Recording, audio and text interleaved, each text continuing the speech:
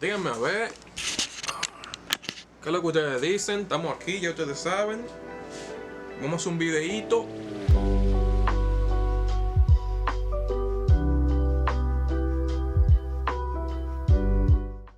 What up guys? We are live. We are about to call my friend over FaceTime. Let's see how it goes. I don't have much lighting in my room, so I have to use what I have. And hopefully you guys will like whatever content comes out of this.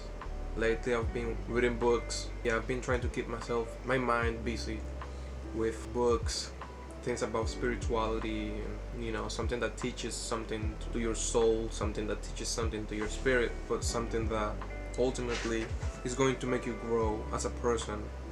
Because I believe that's what we came here to do in this life, to love, to grow, to learn, to experience this human life, this human experience, you know, and grow and become a better person. By the end of your life, you are this person that you are more than what you were born. You're not going to die this ignorant being. You now know, you know what is good and what is bad, and being able to tell between what is good and bad, that's a blessing in itself, you know. But yeah, let's go ahead and call my friend and let's talk to her a little. It's about time. Question before all of this: could I use your story for my podcast? As long as you don't put names. Okay, so first question is, how do you fall into this? Like, I know you had an affair with your boss. Before all of this happened, before all of this unraveled to be what it is now, how do you end up where you are? How did I end up where I'm at? Yeah. It all began with other person I was with. Right? He wasn't giving me the attention that I needed. He wasn't giving me enough attention where I needed. So that means I was being like neglected, in other words, taken for granted. And so what I did was, you know when you get a little attention or you start flirting, one thing leads to another, where a person becomes really close to you, and you guys end up having an affair. But wait, don't get me wrong. That doesn't mean necessarily that you fall in love with that person. It also doesn't mean that you love the person that you're with necessarily. I mean, in a guy's mind, you say, okay, I don't love the woman. Quote the book, act like a lady, think like a man. When a woman has sex, feelings come in there. They're not as simple as men. Right. So what happens is that within time, for me, it was just sex, until there was a point where I realized that the person that I was with, I didn't love them because of what I did, and nor did he love me because of what he did to me, like neglected and so much other stuff. But do you notice that you didn't love him before all of this happened with the other person, or after? I noticed that in between. Or more of anything, I realized it when I ended up breaking up with him, that this man that I was with, right, didn't love me the way I loved him, or that I wanted him to love me. But then I also realized I didn't love him because if I really loved him, I wouldn't have had an affair. You know what I mean? So what happened, what I did next was, you know, break up the relationship with the couple that I was with. Then what happened was that I continued with the affair, thinking that that person was going to bring me happiness. But of course, everything comes to its ending. So, quote another article that I read from my psychologist, if you Google it, affairs last up to 3 years. And that's what happened with me, because it doesn't always last. You know, you're living a fantasy where you think everything's beautiful. Something has to happen where you realize, like, you know, right, this is not gonna last forever. It's not gonna last forever. Especially with the age difference, you kind of have to realize, like, you know, where are you headed? Like, you can't be with this man. So if you think about it, you're only harming yourself in a way that you're making yourself think that you're gonna live up to that, or you're gonna be willing to do so much for that person, when in reality, life, you know, continues, and there's no way you're gonna catch up to him, you know. So it's not gonna work out. Right, it's going to still hurt you or somebody in the relationship.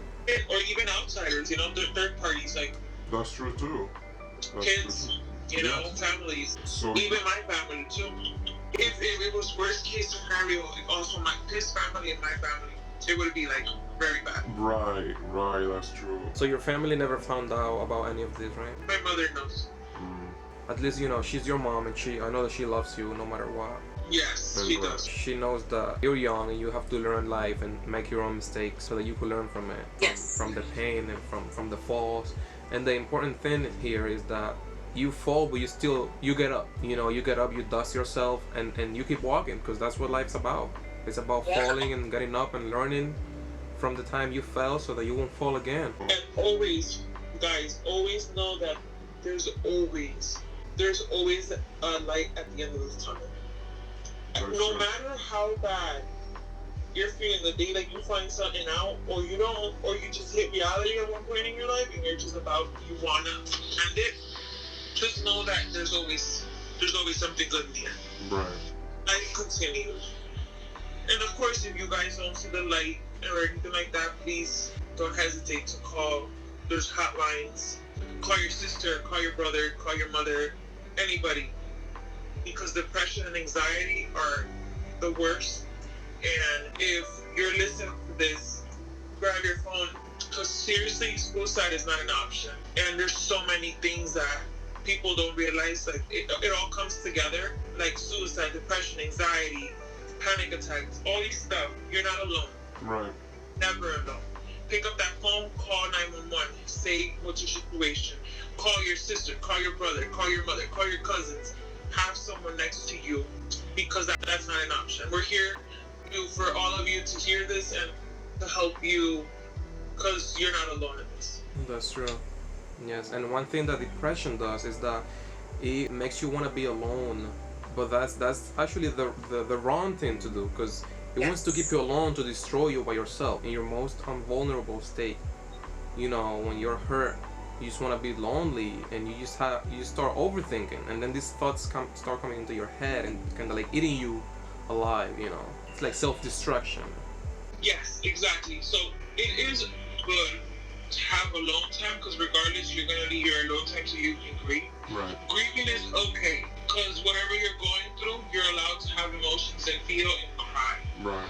But the moment that you feel that the pain is overcoming you to the point where you think of hurting yourself is an option, that's the moment where you think of everything around you. For example, I have kids, and maybe you don't have kids, but there has to be a reason. For me, as an example, I was going to use my daughters. When I ever think that ending my life is an option, or whenever it crosses me, I'm going to hurt myself, the first thing I think about is, what is the life of my daughters gonna be when their mother is in this world anymore? Because she was a coward, because she took her own life, because she thinks that it was worth taking her own life and not looking after her daughters. She didn't have the courage to face it. To face it, you know, to take it in, the pain. Now, not many people think like that, and that's fine. But there's always an option. There's always a way. If you're hurting so much that you can't take it, and you think you're gonna hurt yourself, call somebody so they can feel for you, so they can be there for you. Right. You don't take that pain in for yourself. You don't have to grieve on your own. Right. Grab someone that you care about so much, or that you talk to. You know, like talk to anybody to take you away from that misery where you think that killing yourself is an option. It's not an option, you know? Right. They always say God is the only one that can take your life away from you. And when you're there, He will take your life, because your time has come, you know? But you can't take your life away from yourself, because that's something that you were giving an opportunity to live, to make, to build, you know? So that is not an option. Right, and I want people to understand that it is okay to be vulnerable. It is okay to cry. You know, it is okay for you to call a friend and say, hey, I need help. You know, and for you to break down in front of them. I've done it many times, and people have done it in front of me many times. It is actually a beautiful thing, you know, when you have somebody like that you could trust with your deep feelings, you know, and you say, I need help. Yep. You know, I'm broken down, I need help, I'm having negative thoughts. Or even text message me. You can even text message, doesn't mean you have to call. You can even text message, or even post it on your status. Be like, yo, I need help, I'm crying. As long as you reach out and you give a door for somebody to go in and reach out to you, that's all that matters. You just don't stay locked in your own head and you say, I'm okay. Don't lie to yourself. If you're not okay, you're not okay, and that's okay. You know, Exactly. it is fine. You have to accept your feelings. You have to accept what you have done, and over time forgive yourself, because you're only human and you're living this human life that we were given without instructions. Another thing is, we're all so different. Just because you and I look alike doesn't mean that you're stronger than me or I'm stronger than you. People take in emotions differently. Like, for example, I have a sister. I think in my eyes that she's stronger than me. But she in her eyes says, no, you're stronger than me. And I'm like, I don't see it that way. We all have different perspectives of how we see people or how we look at people. We're like, whoa, like how did she do that? You know? So all our feelings and the way that we control our feelings, we're all different. The same way that pregnancy is different for everybody. For every woman, sorry. It's not the same, you know? You don't get the same cravings, you don't get the same pains, you don't get the same sickness. You know, everybody's so different that people that are with emotions, again, that we're all different. We're not the same. We look at people differently than other people do. I like to see it as we are all just a piece of a puzzle, and we all form this puzzle, you know, called life, but we're all different. We all have different qualities. Maybe your sister says to you, you're stronger than me because she's seen some qualities in you that she doesn't see in herself, but then you're saying to her, you are stronger than me because the same thing, you're seeing qualities in her that you don't see in yourself. But put together, we're just this amazing work of art. We are here to help each other, like little bugs, gathering food and bringing it together to eat during the winter or whatever. You know, we help each other grow and learn and be vulnerable and cry and hug and grow, and you know, just grow. Yes. You know? You never stop learning. Exactly. I've learned things on Facebook. Like, that's how bad it is. Sometimes, you know, they put, today is the day that you learn that this does this. You're just like, whoa. I didn't know that. You know that, you know? So, you know, you learn something new every single day that passes. You're just like, oh, okay, so this is what this is. Like, for you, example,